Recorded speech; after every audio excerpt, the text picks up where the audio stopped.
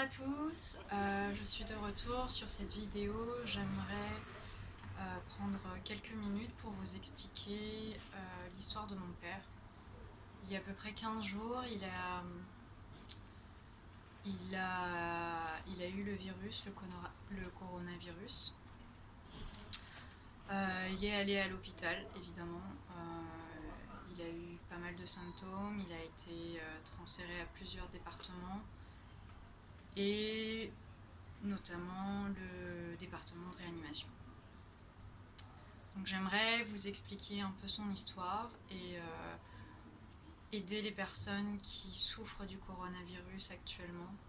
Donc si vous connaissez un membre de votre famille, un ami, quelqu'un de votre entourage qui vit cette situation, je souhaiterais que vous partagiez cette vidéo avec cette personne afin de pouvoir, dans un premier temps, calmer son mental et puis de pouvoir guérir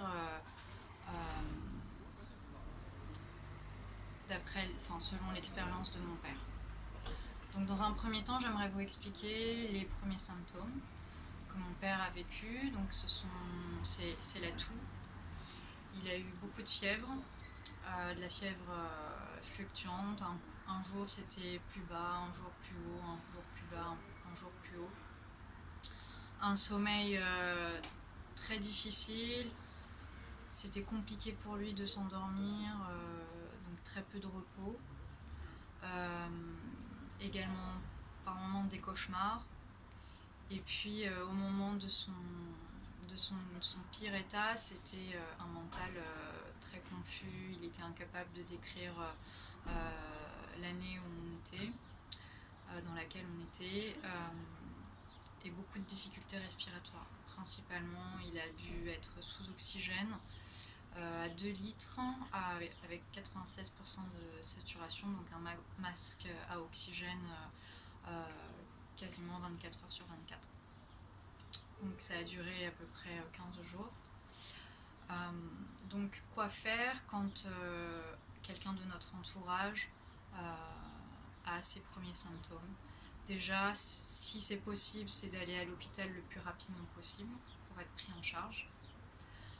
Dans un second temps, évidemment de mettre un masque, des gants, laver toutes vos affaires que vous avez portées le jour même ou la veille pour éviter de propager le virus.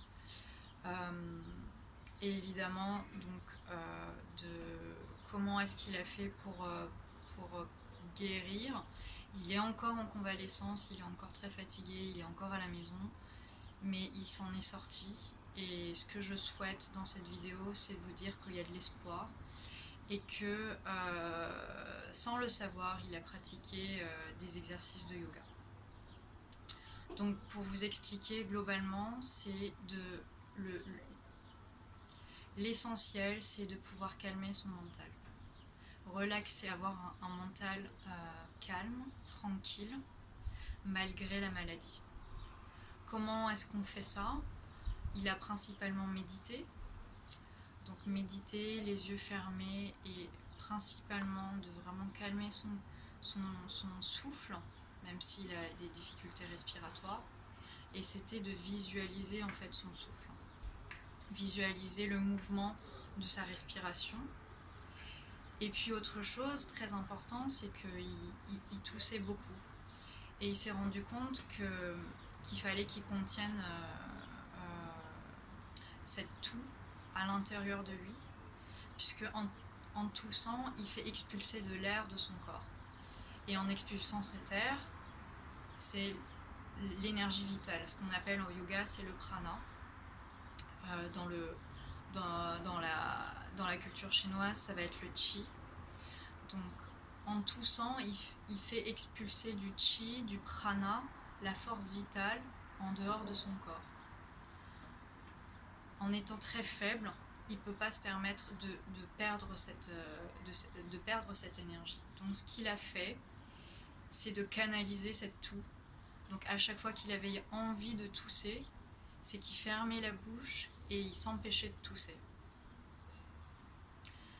Donc ça, c'est la première chose. Deuxième chose, c'est qu'il a commencé à se masser le corps, masser ses bras, tous les muscles de son corps. Et l'idée, c'était vraiment de rentrer en méditation, de fermer les yeux, de respirer très lentement à son rythme pour pouvoir calmer en fait son mental. Pour avoir étudié en Inde un petit peu sur le yoga, globalement, qu'est-ce qui se passe dans le cerveau? C'est que lorsque le corps et le mental est en peur, en état de stress, c'est le cerveau sympathique qui s'active. C'est-à-dire la partie reptilienne de notre cerveau qui commence à réagir et met tout le reste en veille. Tous les autres systèmes en veille. Donc à long terme, et si le malade est dans cet état de peur, dans cet état de stress, ça va faire chuter tout le système immunitaire. Donc l'idée ici, c'est vraiment la clé principale, c'est de pouvoir se relaxer son mental, relaxer son esprit en méditant, en se souvenant de souvenirs positifs dans notre vie. Ça peut être le soleil qui nous caresse la peau, le chant des oiseaux, observer des fleurs, voilà, se mémoriser des moments de joie de notre vie. Donc s'il vous plaît, si vous pouvez imprimer des photos qui rappellent des super moments de joie, des moments de bonheur, n'hésitez pas à imprimer ces photos. C'est ce que j'ai fait pour mon père.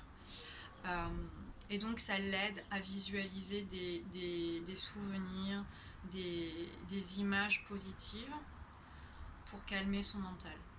Une fois que le mental se calme, le cerveau va activer la partie parasympathique.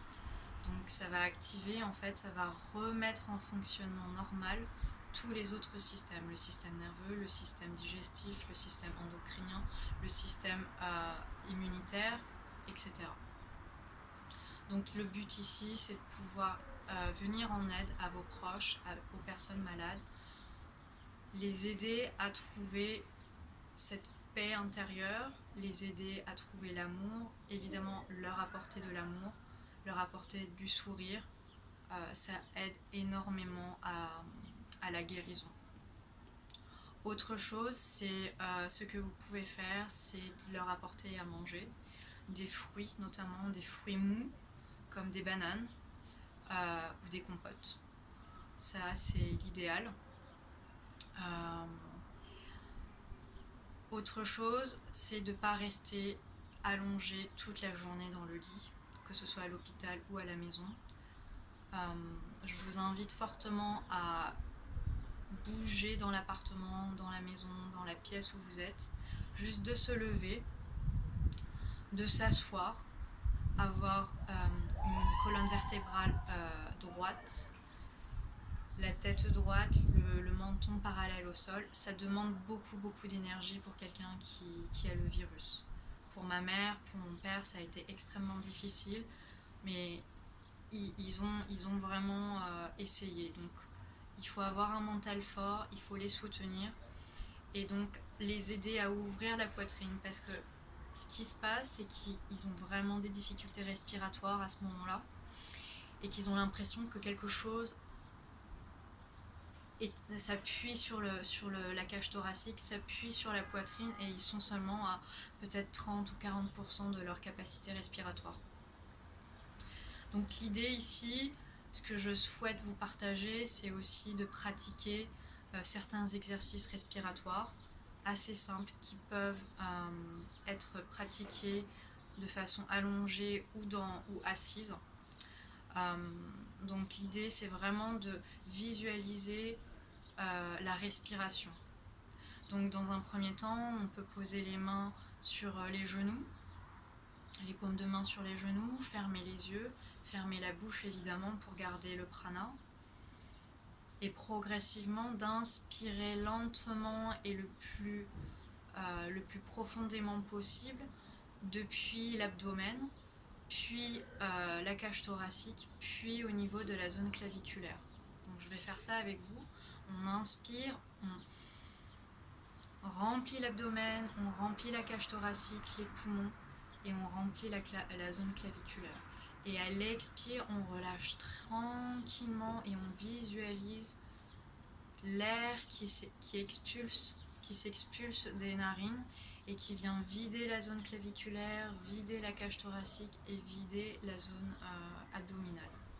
Donc l'idée, c'est vraiment de prendre conscience et d'être en visualisation permanente avec la respiration pour permettre au mental de se calmer, de se relaxer. Voilà ce que je souhaitais vous partager. Donc, calmer son mental par la méditation, par de la contemplation, par se souvenir de souvenirs joyeux et positifs. Relaxer son corps. Donc relaxer son corps, c'est par le massage des muscles, faire les exercices de respiration, marcher un petit peu, bouger un petit peu dans la pièce ou s'asseoir, avoir la colonne vertébrale droite. En 3 aussi, je voudrais ajouter, c'est de purifier son corps. En purifiant son corps, on permet en fait de détoxifier. Donc mon père a pratiqué en fait un mouvement, une pratique de yoga qui s'appelle Agnisara. Donc le principe, c'est juste d'aspirer le nombril vers l'intérieur et expirer, relâcher. Inspirer, relâcher, inspirer, inspire, on rentre le ventre, expire, on relâche. Inspire, on rentre, expire, on relâche. Et en faisant ça, il fait un massage interne à ses organes, et donc le système digestif, et donc tous les différents systèmes importants pour le système immunitaire. Donc manger des fruits, bananes, compotes, des oranges. Si c'est possible, de fournir vitamine A pour le développement des poumons, vitamine C et vitamine D. Donc si vos proches peuvent se mettre au soleil, c'est vraiment important. Et dernièrement, le plus important, c'est le soutien des enfants, le soutien des entourages, de l'entourage, le soutien des amis. S'il vous plaît, je ne sais pas si vous croyez en quelconque religion ou si vous avez la foi. En tout cas, pour ma part, j'ai prié. J'ai prié longuement et j'ai chanté des mantras. Mes professeurs, mes camarades de classe en Inde ont fait la même chose. Et il s'avérait que l'univers nous a entendus et mon père a réussi à se remettre de sa maladie, à se remettre tranquillement sur pied, et il a réussi à respirer de façon autonome, sans masque à oxygène. Et ça a été une grosse victoire pour nous. Il a commencé à avoir de l'appétit de nouveau, manger sainement. Donc je vous invite vraiment à partager cette vidéo. J'espère qu'elle vous aidera. Et je vous dis, voilà, il y a de l'espoir. Surtout restez positif. Imprimez des photos, apportez-leur des vitamines. Et s'ils n'ont pas de téléphone portable à l'hôpital, achetez-leur un téléphone tout simple pour qu'ils puissent communiquer avec vous pour ressentir en fait le soutien de la famille. Voilà, je vous souhaite une très belle journée et à très vite.